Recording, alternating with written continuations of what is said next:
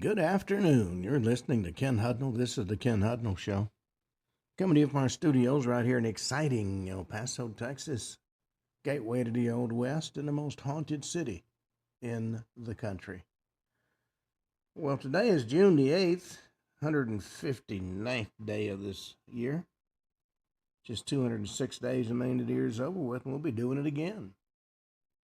Well, it is World Oceans Day, designated by the UN, World Brain Tumor Day, National Best Friends Day.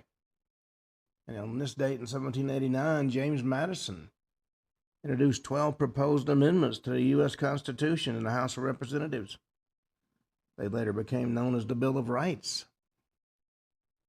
Well, let's see what stories we have in the news, because there's always something going on.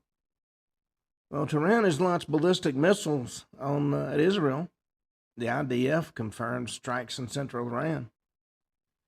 The civilians in Israel were forced into shelters while threatening retaliation against Iran. Iran threatened retaliation against the U.S. and Israel, as President Trump warned Tehran to get back to the table and let's make a deal. Well, President Trump touted a vow from the Iranian regime it won't produce or pursue nuclear weapons. But that's a promise they've made repeatedly before. And President Trump is facing heavy political pressure to resolve the Iran conflict quickly before it can impact the GOP performance in the midterm elections. National average price of regular gasoline, $4.24 a gallon late last week. It's according to AAA. Up from $3.14 a year before. That's a 35% increase. Well, President Trump said Israel should not retaliate against Iran after its missile barrage, arguing that retaliation would just jeopardize the negotiations. Iran's Islamic Revolutionary Guard Corps said the ballistic missile attacks on Israel were just a warning. President Trump said the Iranian missile attack on Israel was unhelpful to ongoing talks, while expressing optimism that a deal was within reach. We'll see what happens. And let's see. Well, interesting. Rahman overtakes Spencer Pratt in a razor-thin race, as according to the AP count. But the race remains uncalled. Los Angeles City Council member Nithya Rahman has overtaken reality television star Spencer Pratt in the latest Associated Press vote count. Pratt's a Republican, has led earlier in the day, but the latest tally now shows Rahman, a Democrat, ahead by more than 3,000 votes, or about 0.4% percentage points. Incumbent Mayor Karen Bass, a Democrat's already advanced to a runoff as she seeks a second term. Now waiting for the candidate she'll face in the runoff. AP has not yet called a second candidate to advance. The lot of discussion about possibly the Democrats cheating in California. We'll see. Well, Jim Nantz delivers an emotional tribute after CBS Sports assistant dies following a crash at Memorial Tournament. CBS Sports team suffered a tragedy this week with the death of production assistant Bryce Adair after a car crash while working at the PGA Tour's Memorial Tournament in Ohio. Nantz, the legendary lead broadcaster for the network, delivered quite the tribute during the telecast. According to the GoFundMe page set up for Adair, the 31-year-old was involved in a horrific single-car accident on Wednesday night before dying on Saturday. During a Saturday afternoon's broadcast of the memorial, Nantz appeared to be holding back tears while announcing Adair's death before offering up his heartfelt condolences. Mayim Bialik, details nightmare after one injection of GLP-1 drug led to weeks of debilitating side effects. She's speaking out candidly about a severe reaction she says she experienced while taking GLP-1 medication, revealing that a single low-dose injection led to weeks of debilitating gastrointestinal symptoms. An essay that she wrote for the Free Press titled My GLP-1 Nightmare, 50-year-old actress admitted she'd grappled with body image issues since she was a teenager, but emphasized that weight loss was not her primary reason for taking the medication. Said she wanted a weight loss drug because a doctor told her it might help ease symptoms she struggled with for her entire adult life. She revealed that she'd been diagnosed with autoimmune disorder, Graves' disease, at the age of 23. She said in the 25 years that followed, she experienced unexplained symptoms, including full body rashes and welts, severe histamine reactions to food and smell, palpitations, hourly wake-ups for an entire year, crying jags alternated with crippling depression. Former Jeopardy host recalled that she went on to receive a series of diagnoses, including connective tissue disease, mast cell activation syndrome, Sjögren's syndrome, and pneumonia. She said each was just a label for a larger breakdown that no single specialist could quite explain, she said. Well, some of these weight loss drugs do have very strange side effects. Mandami's $22 billion housing lunacy proposal will socialize the skyline. The average one-bedroom apartment in Manhattan costs over $5,000 each month. Isn't because of landlord greed, it's a policy failure. May 20th, socialist mayor Zoran Mandami proposed a solution to New York's housing crisis. Block by block, the housing plan for a new era. The plan promises to build 200,000 affordable, rent-controlled homes and reserve 200,000 existing units over the next decade, backed by a $22 billion five-year investment of taxpayer dollars. That's the socialist response to anything and everything. Taxpayer dollars. Well, the mayor's plans is equally expensive as it is ambitious. And if history is any guide, socializing the skyline is doomed to fail. Housing unaffordability lies in federal policies to artificially increase housing demand. Was a critical supply shortage. It's exacerbated in blue metros like New York City to burdensome regulations, high taxes, and rent control policies in place.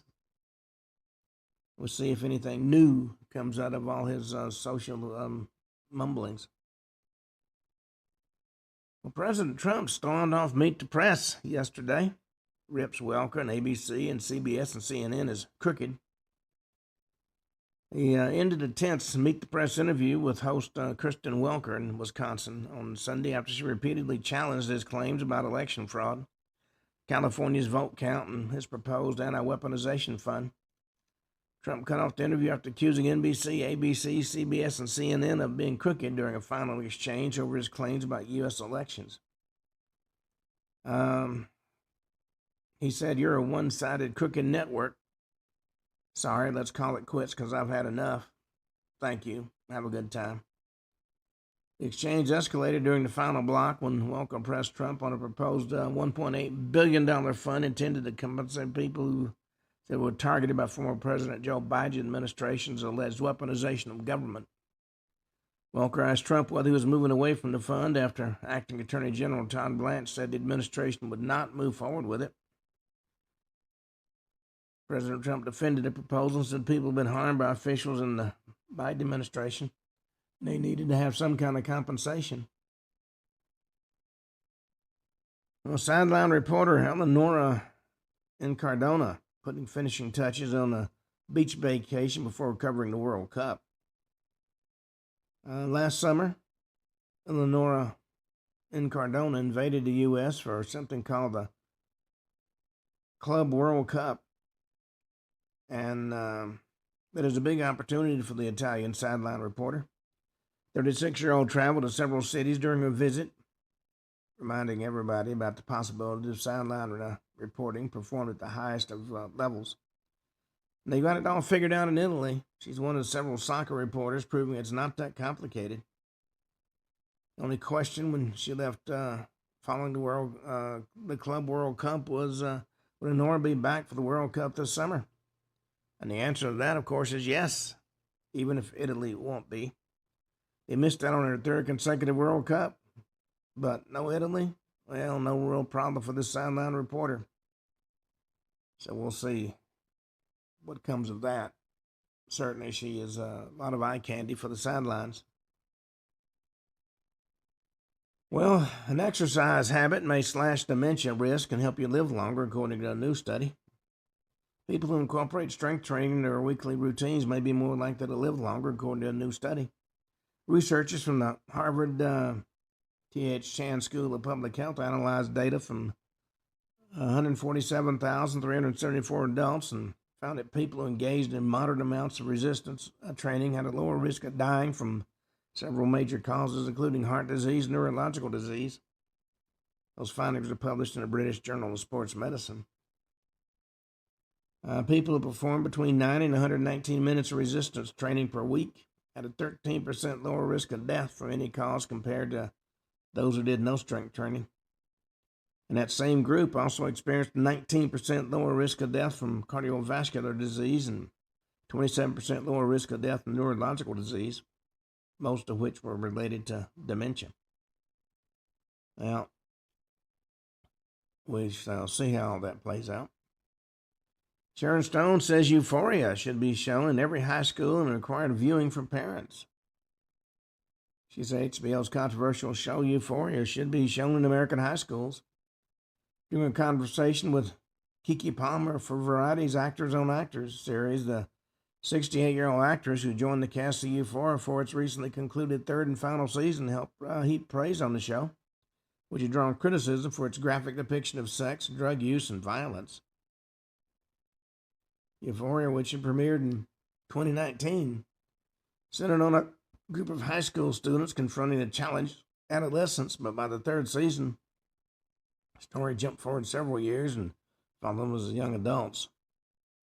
She noted that Euphoria's audience has watched the characters grow up and confronted the increasingly serious consequences of their actions. She explained she related to the show's portrayals of addiction and drug culture due to her own family experiences. She said, "We've met these kids. We've seen them turn into young adults. We've seen them turn into full-on drug dealers, and I've gone through it in my family." So we'll see what comes of all that. Well, Bill Maher warns Democrats have another sex-creeping problem with Plattner, citing misconduct allegations.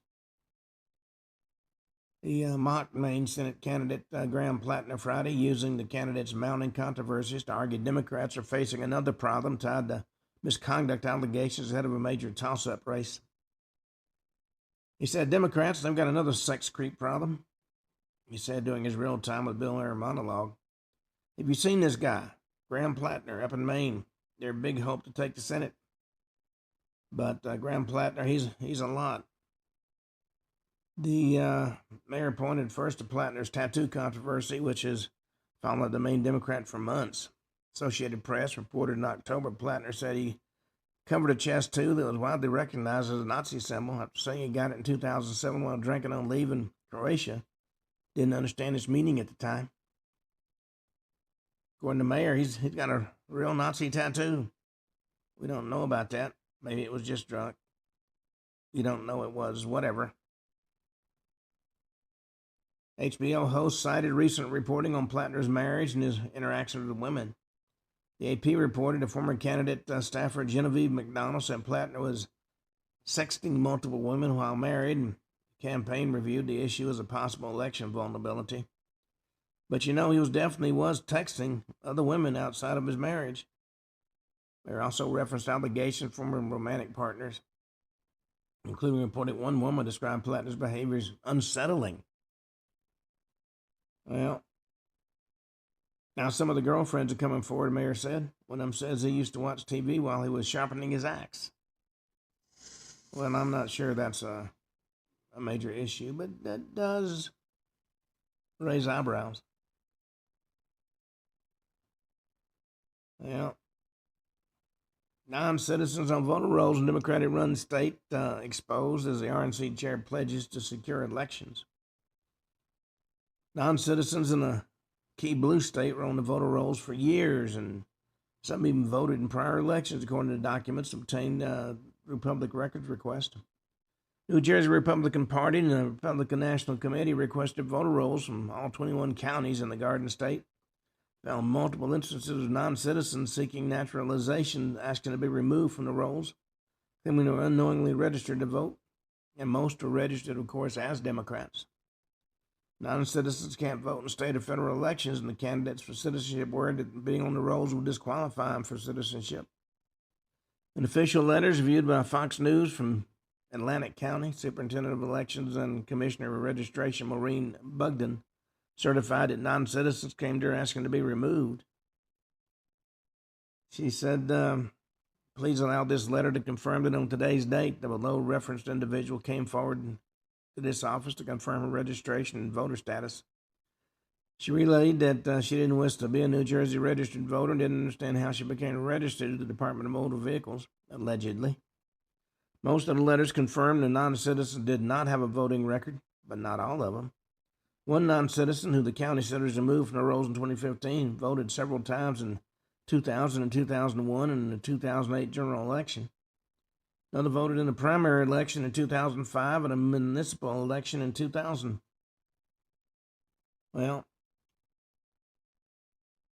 again, it comes back to Democratic shenanigans.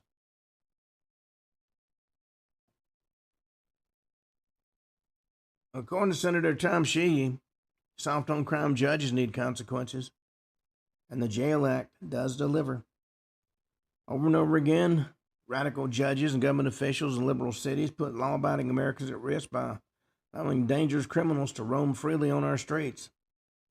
Instead of holding criminals behind bars to protect our communities, these soft on crime judges release violent repeat offenders on bail, giving them the opportunity to commit more crimes. And you see it in the news every week.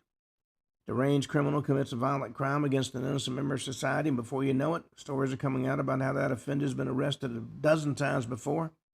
Should never have been on our streets in the first place. Most people remember the tragic death of Irina Zarutska, the 23-year-old Ukrainian refugee who was fatally stabbed on the Charlotte, North Carolina Blue Line train in August of 2025. Carlos Brown Jr. been charged with her murder and also faces federal charges, but his competency to stand trial is in question. He's a man with a history of mental illness, and we've been arrested and released at least 14 times before allegedly killing the young lady, including he had been upon charges for armed robbery, felony larceny, breaking and entering, and assault. But judges keep letting them out. In May of 2025, 22-year-old Logan Federico, a young woman studying education at South Piedmont Community College who hoped to become a teacher, murdered during a home invasion while visiting friends in Columbia, South Carolina. The man who took her life, Alexander Dickey, had been previously arrested 39 times with 25 felonies. And the list goes on and on and on. Where Americans are ditching ultra-processed snacks for an ancient fruit that's exploding in popularity.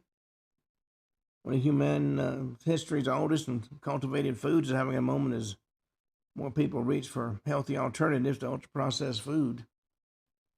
Sales of dates in the U.S. were up 38% in 2025. Founding member of the organic California-grown date company, Julie's California Superfood, told Food52.com. And these numbers are expected to grow significantly, according to Fortune Business Insights. By 2034, the market size for dates in America is projected to reach $1.6 billion. And in the UK, sales of medjool dates have increased 100% at UK grocery retailer Ocado compared to last year. Well, it takes all kinds to make a world. Go figure. The Watson administration ignored fraud warnings as billions vanished, according to a House Oversight report.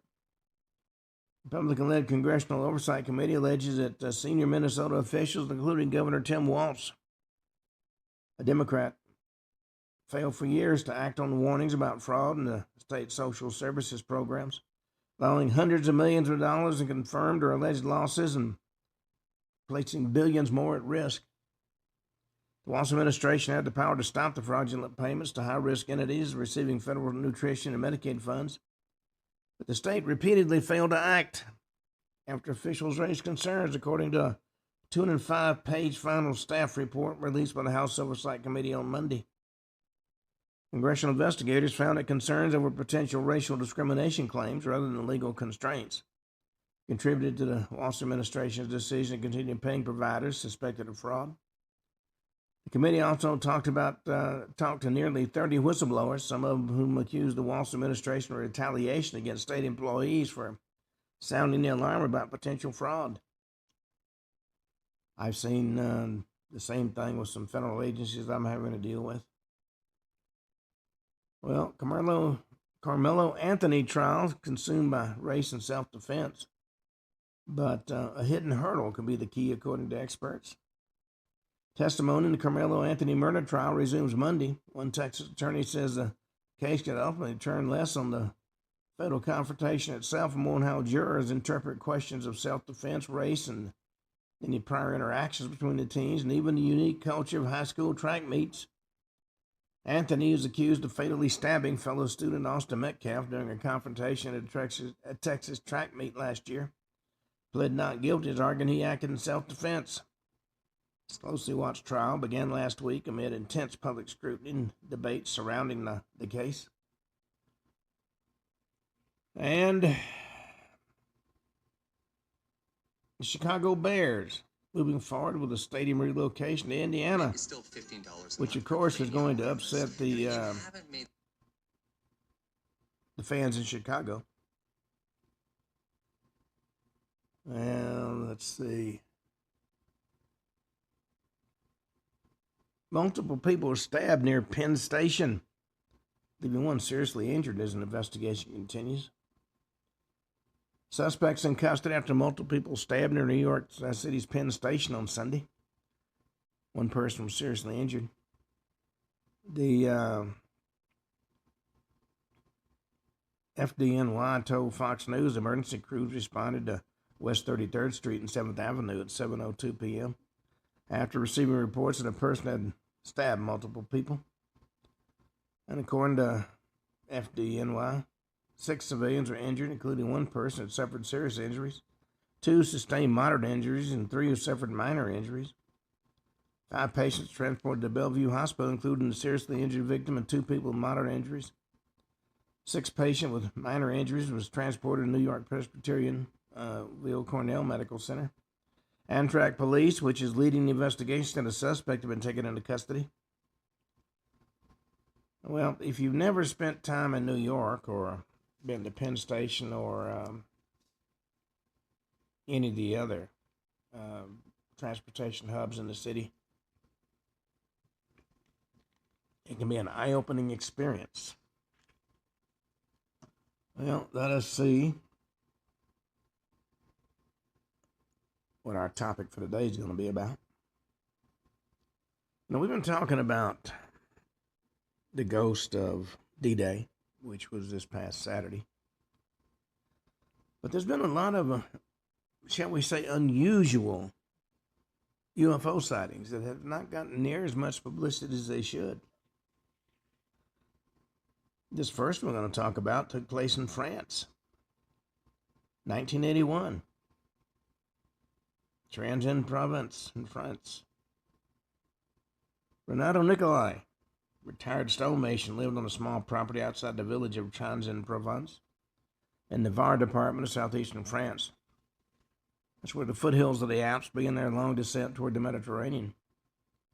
And his house sits on a terrace above a garden he tended with the meticulous attention common to men who've worked with their hands all their lives and when they retire, redirect that energy toward the soil and growing things.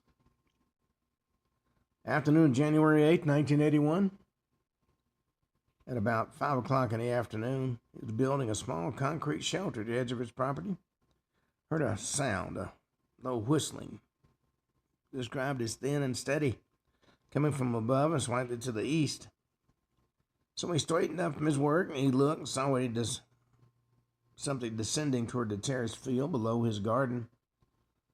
He said it was something he would spend the rest of his life trying to describe to investigators and journalists and neighbors who received the story with reactions ranging from fascination to polite disbelief.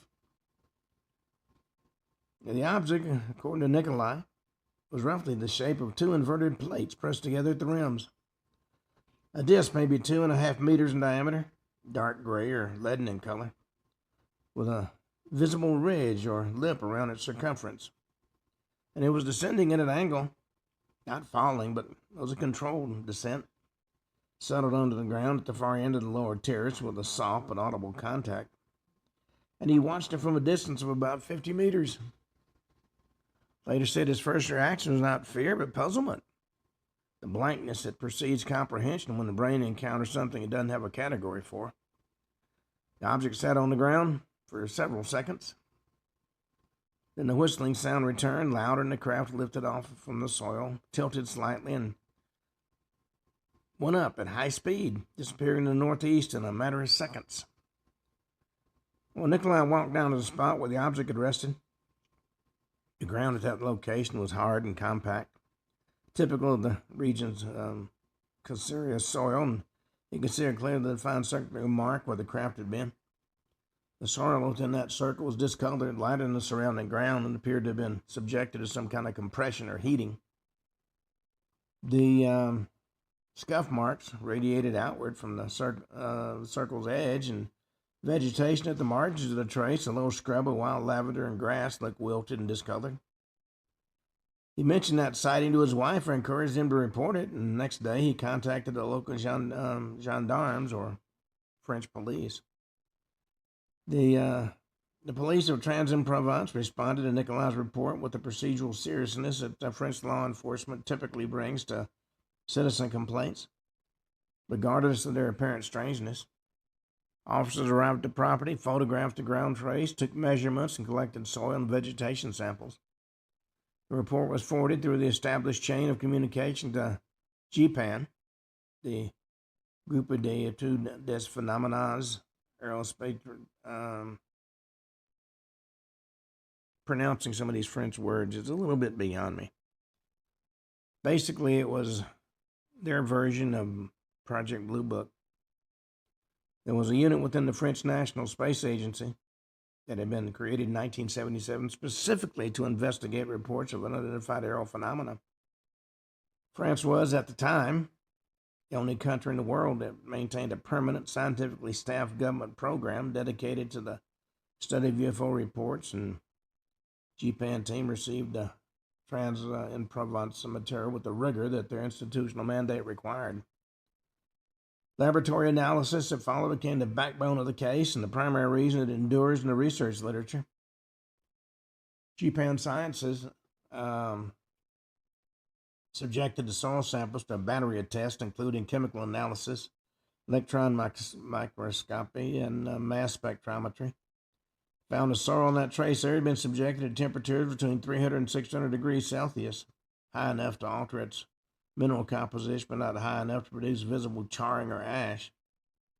The compacting of the soil was consistent with a mass of several hundred kilograms resting briefly on the surface, though the precise weight couldn't be determined from the trace alone. Vegetation analysis proved even more remarkable. Samples of wild alfalfa collected from the trace area and from controlled sites at increasing distance from the center showed a gradient of biochemical alteration correlated directly with proximity to the landing site. Chlorophyll content of the plants nearest the trace was significantly reduced compared to traces taken 10 meters, 20, and 40 meters away. Plants also showed disruption at the cellular level. Photosynthetic pigments were degraded, and the ratio of certain carotenoid compounds was shifted in a pattern consistent with exposure to a strong electromagnetic field or ionizing radiation, though no specific source could be identified. The effect diminished with distance from the trace in a mathematically regular pattern, formed a gradient that was difficult to attribute to any natural process or any deliberate human action. Japan's report on the trans-in province case was published as a technical note within the agency's file system, later made available to researchers, and it was careful, measured, and notably free of speculation. It described the physical evidence, presented the laboratory findings, noted the consistency of Nikolai's testimony with the observed trace, and concluded the case couldn't be explained by any known natural human-caused phenomena. It never used the word spacecraft. It didn't invoke extraterrestrial hypothesis. Simply stated an event had occurred that produced measurable physical effects on soil and vegetation. Characteristics of the effects were anomalous, and no conventional explanation had been found. Skeptics, of course, challenged the findings on multiple fronts. Some suggested Nikolai had burned the area with a chemical agent or a small incendiary device to fake the trace. Others proposed that a vehicle, maybe a motorcycle or a small tractor, had created the marks. Japan scientists addressed these objections systematically. Chemical burn agents leave residue detectable on mass spectrometry. None was found. Vehicle tracks produce a pattern of soil disturbance distinctly different from the smooth, symmetrical compression observed at the site. Vegetation gradient, in particular, was almost impossible to fake. Producing a controlled, mathematically regulated decline in chlorophyll content across a radius of 40 meters would require a level of botanical expertise and equipment that a retired stonemason in rural Provence was unlikely to possess and had no conceivable motive to deploy. When Nikolai himself was interviewed repeatedly by the police, Japan investigators, and journalists, his account remained stable across all the retellings. He's a very plain-spoken man, not given to elaboration. He described what he saw with the flat observational tone of somebody reporting a weather event or a road accident. Didn't claim to understand what had landed in his field. He didn't offer theories. He said he'd seen a thing come down, sit on the ground, and go back up. And it left a mark, and that mark was there for anybody who wanted to examine it. Well, the Trans-in-Provence case became a touchstone within the international UFO research community, and more importantly, within the debate over how governments should handle reports of unidentified aerial phenomena. Demonstrated that a structured scientific approach to physical trace evidence could produce data of genuine analytical value, data that neither confirmed nor denied any particular theory about the nature of UFOs, but that established beyond reasonable dispute that something had actually interacted with the physical environment in a way that existing science could not explain. And the French model of investigation, which reports flowed from local law enforcement through a national scientific agency and were analyzed with the same protocols applied to any other physical science question, stood in sharp contrast to the American approach, which by 1981 had largely abandoned official investigation in favor of institutional silence. The soil in Renato Nicolai's field told a story that nobody could translate, but that nobody who examined it closely could dismiss. Told a story in the language of chemistry and biology, disciplines that didn't accommodate ambiguity with the same patience that human institutions do. They never did discover what it was that caused the marks. Let us go to Todmorden, England. The year is 1980. It's a small mill town in the Calder Valley of West Yorkshire, a place where the terraced homes climb the steep hillsides and rose so regularly they resemble geological strata. Where the weather rolls in from the Pyrenees with a persistence that has shaped the local temperament towards stoicism and understatement. In November 1980, a police constable named Alan Godfrey was working the early morning shift, patrolling the empty streets in his patrol car while the town slept. Now, he was an experienced officer, well regarded by his colleagues, and his beat on this particular night was unremarkable until dispatch sent him to investigate a report of a cattle wandering on a road in the edge of town. Now, loose livestock was a routine nuisance in the rural margins of the Calder Valley. Godfrey headed out with the expectation that the call would amount to nothing more than a cold walk and the farmer roused from sleep. And he did find the cattle. They were standing in the field adjacent to the road, not on the road. And they appeared agitated but uninjured. But what he found on the road itself was something else entirely. As he drove down the lane, approaching the field, his headlights picked up an object sitting in the road ahead. The object initially took to be a bus that had broken down or been abandoned. It was large and dome-shaped, and it spanned the full width of the roadway, hovering a few feet above the surface. The lower portion appeared to rotate slowly. The upper portion emitted a diffused glow that illuminated the trees on either side of the lane. He stopped his car and sat for a moment, processing what he was seeing. And then he did what police are trained to do and confronted with something unexpected. He reached for his radio and began to sketch the object in his notebook, noting its approximate dimensions, the quality of the light, and rotation of the lower half. And his sketch has survived. Shows a rough oval with a tapered dome, hatched lines indicating the rotation, and annotations in Godfrey's handwriting that describe the object as about 20 feet wide, 14 feet high. The drawing is not the work of an artist. It's the work of a constable accustomed to recording details of traffic accidents and crime scenes. And it has the flat, functional quality of an evidence diagram, which is precisely what Godfrey intended it to be. He'd been trained to document what he saw. That training held even as the thing he was observing defied every category his experience had provided him. And then his memory broke. Godfrey's next clear recollection was of driving a patrol car along that same road further on down, with the object gone and the road empty. Checked his watch. About 30 minutes had passed since he had stopped the car and began sketching.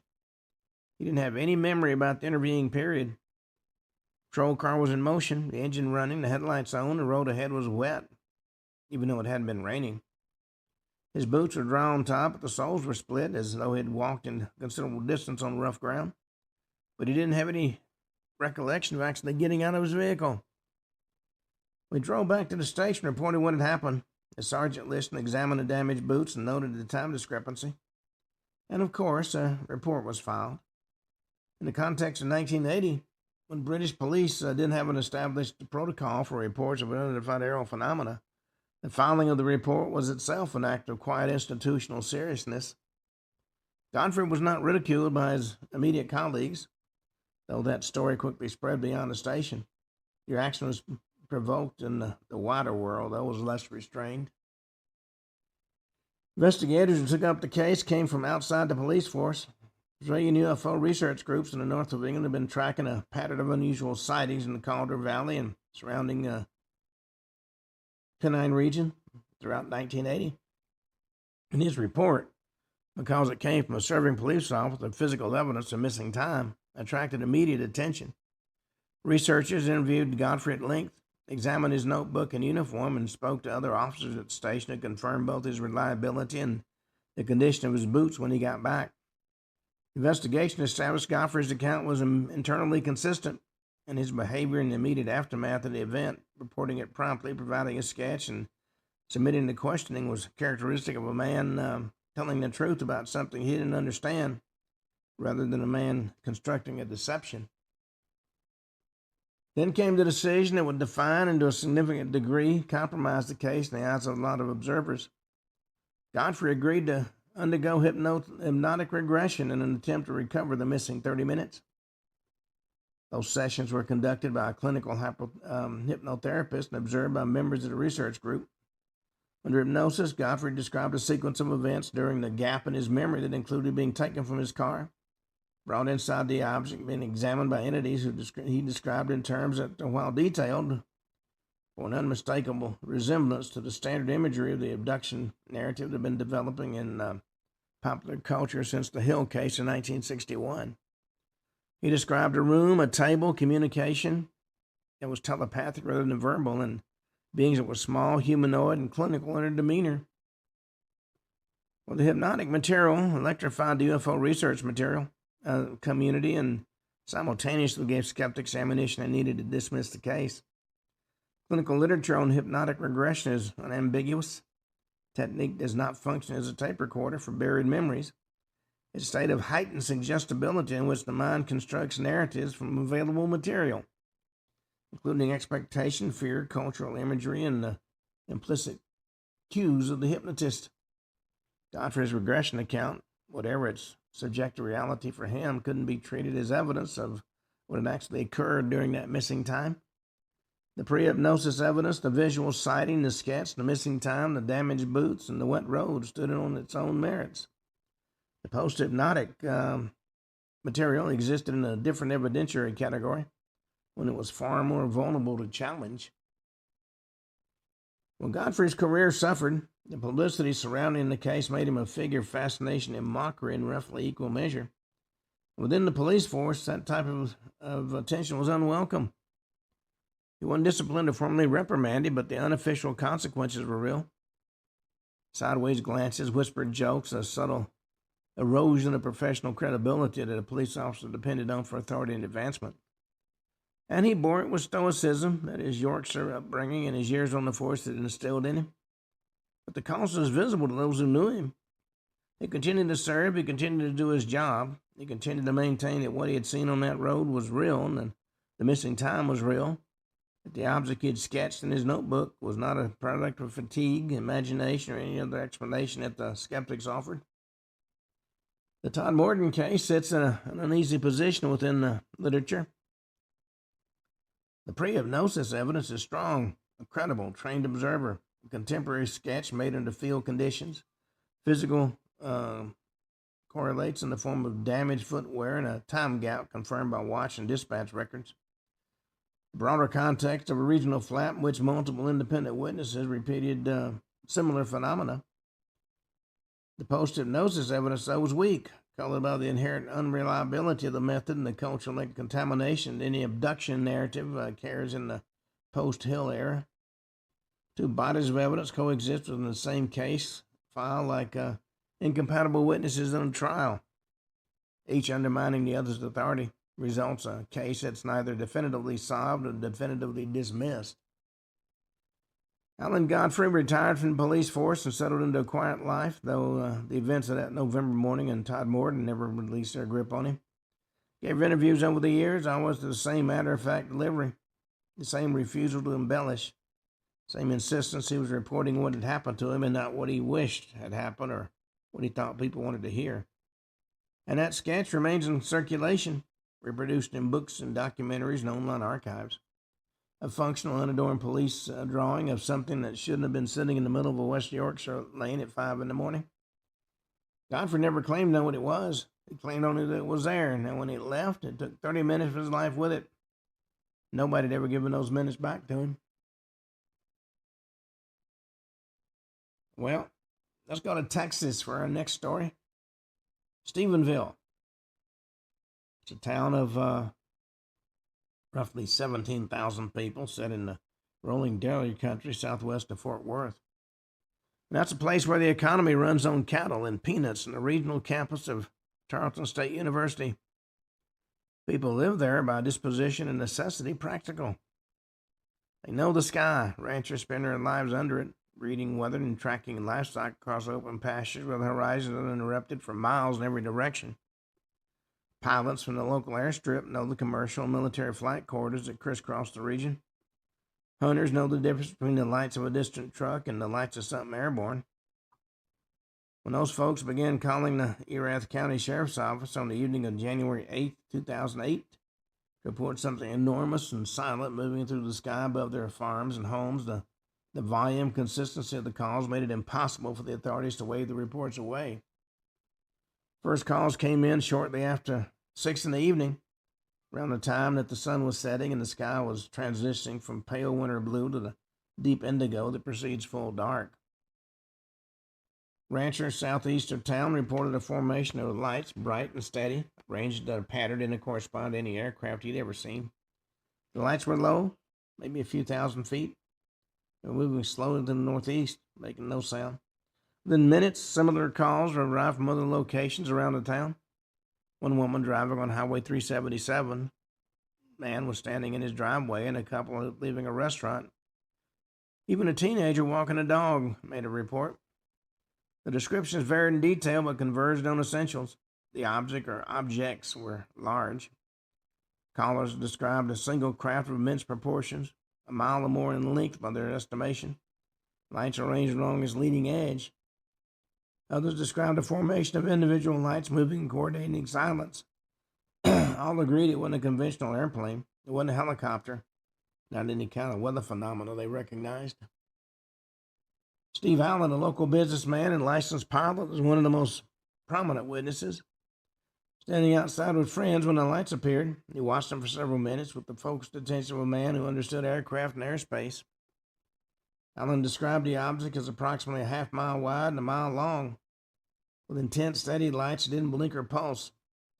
Moved from the southeast to the northwest at a speed he estimated to be roughly 3,000 miles per hour at its fastest, accelerating from a near hover to that velocity in a matter of seconds. Now, Allen was accustomed to judging speeds and distances in the air, and his estimate, while it is startling, was delivered with the calm certainty of a man who trusted his own eyes and his own training. And Ricky Sorrells, a machinist and hunter who lived on the property south of Stevensville, had what may have been the closest encounter. He reported the object had passed directly over his property at low altitude, close enough for him to see structural details on its underside. He described a smooth, metallic surface with no visible rivets or seams or propulsion mechanisms. He said the silence was absolute. The craft of that size passing at that distance should have produced a roar that shook the ground. But the only sound was the wind in the trees after it had gone. Sorrells was visibly shaken when he spoke to reporters. He remained shaken in subsequent interviews, describing a sense of awe and mixed with fear at what he couldn't possibly articulate. Military's initial response was a denial. Public Affairs Office at the Naval Air Station Joint Reserve Base in Fort Worth, which oversees the restricted airspace in that region, stated that no military aircraft had been operating in the Stevensville area on the evening of January 8th. And this statement was quickly issued and without qualification. It held for about 2 weeks before the military reversed itself. Then in a revised statement, the Joint Reserve Base acknowledged that 10 F-16 fighter jets had in fact been conducting training exercises in the area at the time of the sighting. Now, this reversal was not accompanied by an explanation for the original denial, and it landed with the public and the press like a stone dropped into still water. If the military had initially lied or been genuinely unaware of its own operations, either possibility was troubling, and the reversal transformed what might have been a local curiosity into a national story.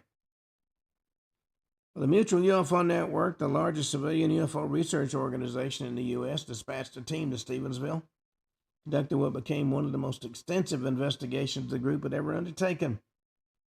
MUFON researchers interviewed more than 200 witnesses, compiled timeline analysis, and most significantly obtained radar data from the Federal Aviation Administration through Freedom of Information Act request. Radar data proved that to be the case's most consequential contribution. Analysis of the FAA records showed that on the evening of January 8th, radar stations in the Stevensville area had tracked an unknown object or objects, moving on a trajectory that was consistent with the visual reports from witnesses on the ground. The unknown return was not transmitting a transponder signal, was not in any flight plan, and exhibited speed, maneuverability characteristics didn't match the F-16s or any other known aircraft operating in the area. And the radar evidence also revealed something no witness on the ground had known at the time.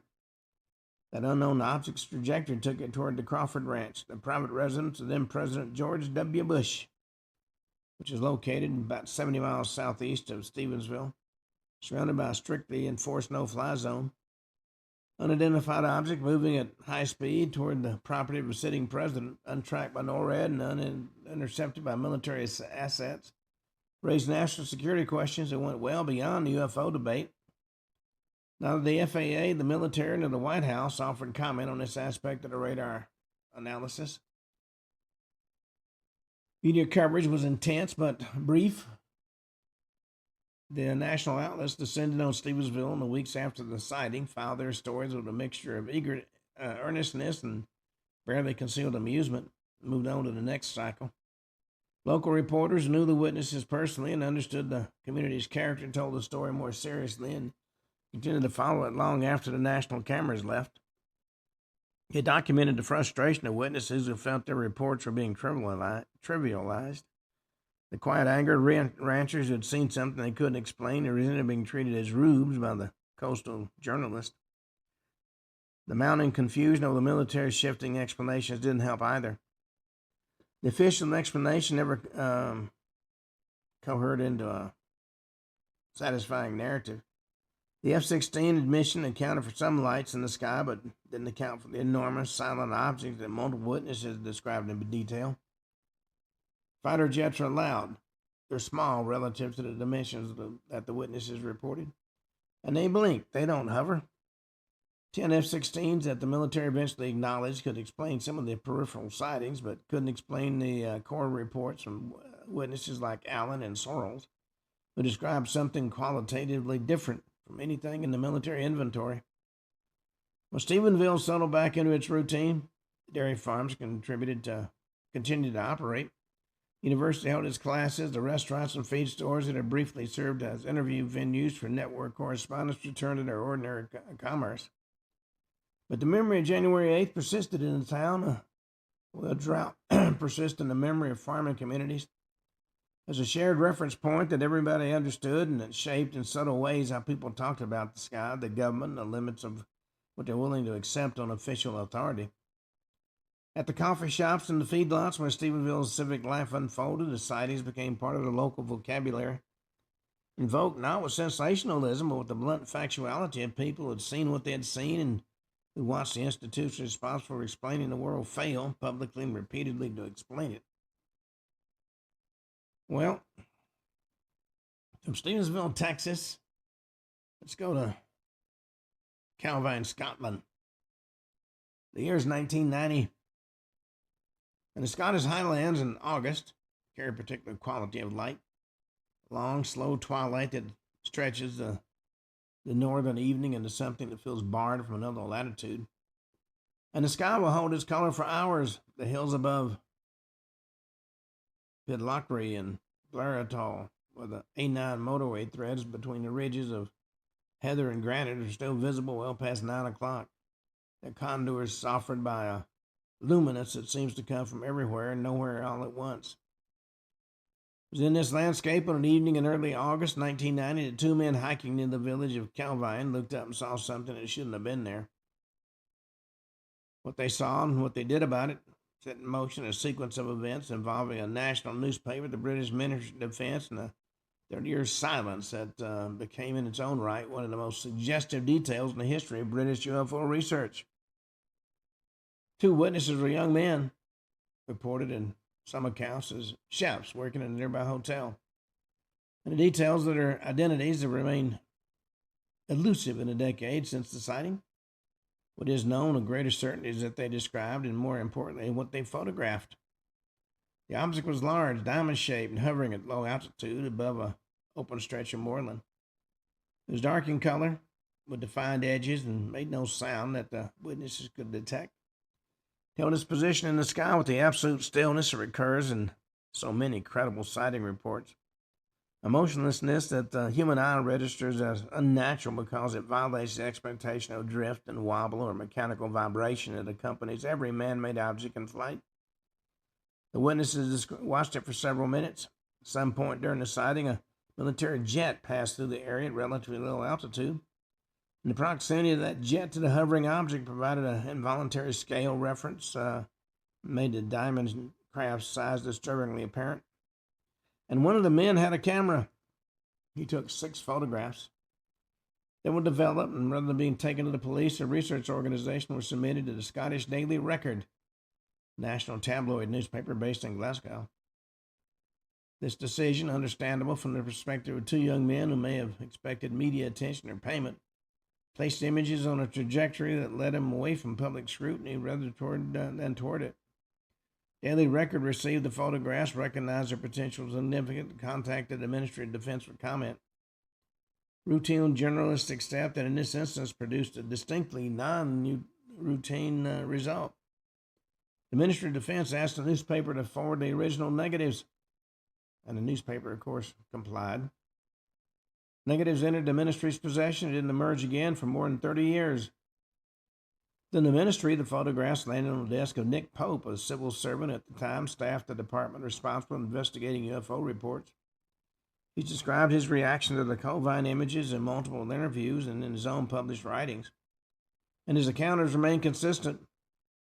Their photographs show a clearly defined diamond-shaped object hovering in the sky, with a military jet visible in the frame. And they were, in his professional judgment, among the most compelling pieces of photographic evidence he had encountered during his tenure in the UFO desk. Excuse me. He arranged for the images to be analyzed by the Defense Intelligence Staff, the ministry's in-house intelligence assessment body, by the Joint Air Reconnaissance Intelligence Center, which had the technical capability to analyze photographic imagery for authenticity and extract information about the size and altitude and distance of objects depicted in their own photos. And the results of these analyses were never officially released. What is known, though, from Pope's testimony from fragments of documentation that survived through the Freedom of Information Act request, is that the analysts were unable to identify the object as any known aircraft, British or foreign. They couldn't determine a conventional explanation for the image. Photographs were classified. The negatives were filed. The witnesses' identities the ministry apparently recorded but didn't publish were not contacted again. And no public statement about the photographs was ever issued.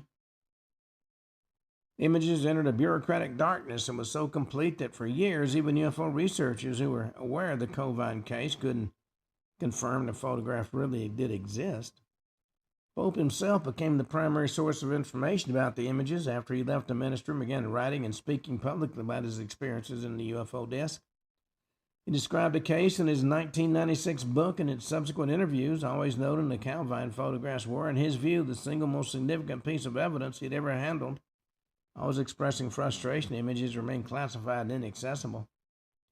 His descriptions were detailed enough to sustain interest, but insufficient to settle the question of what the photographs actually showed. And the case took on the qualities of a locked room mystery in which the room's contents were known only through the testimony of a single person who'd been inside. Well, that lock was partially broken in 2022 when a retired Air Force officer, press officer named Craig Lindsay revealed he'd retained a print of one of the Covine photographs. He got that image in 1990 during the original period of media interest, and he kept it in his personal files for more than 30 years. And that photograph, when it was published, showed exactly what Pope had described. A large diamond-shaped object, dark against the night sky, with a distinct angular profile, and no visible means of propulsion. The image is clear, well-composed, and difficult to dismiss as a lens flare, a weather balloon, or any of the standard explanations that skeptics deploy when UFO photographs are discussed. Military jets, the witnesses have described, was not visible in this particular frame that Lindsay had retained, but the object itself was unambiguous in a structured, symmetrical form that didn't resemble any known aircraft in the British or NATO inventory in 1990. The release of that photograph reignited debate about it with an intensity that surprised even veteran researchers. Skeptics proposed the object was a rock reflected in a body of still water, an explanation that required the photograph to have been taken pointing downward at a lake rather than upward at the sky. And that struggled to account for the witness's testimony. The ministry's classification of the images and the Defense Intelligence Staff's inability to identify the object. Others suggested an experimental aircraft, that no program matching the diamond configuration has ever been acknowledged by any government. And the debate continues, fueled by the absence of the original negatives, which the Ministry of Defense claimed in response to a Freedom of Information Act request couldn't be located in their files. 6 negatives submitted by a national newspaper analyzed by military intelligence and classified as sensitive had simply vanished from the archive. And on that note, we come to the end of today's show. We'll be back tomorrow. We'll talk more about strange, unexplainable UFO sightings. Until then, Ken Hudnall for the Ken Hudnall Show saying have a truly great evening.